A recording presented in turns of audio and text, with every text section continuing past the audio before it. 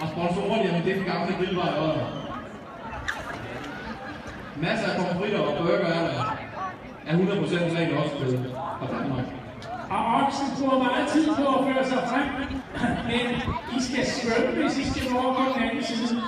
Nu begynder at samarbejde. Ja, det er godt. De unge mennesker er med for første gang, og er ved at lære noget om, hvor vigtigt det er at lave et fartøj, der kan hænge sammen, og hvor vigtigt det er at få alle de dele, man har på fartøjet med. Jeg tror, du er skubbet lidt nemt omkring den der ponton, som burgeren serveres på. Så det er sådan en papbakke, der bliver slaskebåd, når man får serveret burger med alt det måde. Det skulle gerne være anden burgeren. Det skulle gerne være anden oksekød. Der var jo kvalitet. Tiden den runder nu 1 minut og 32.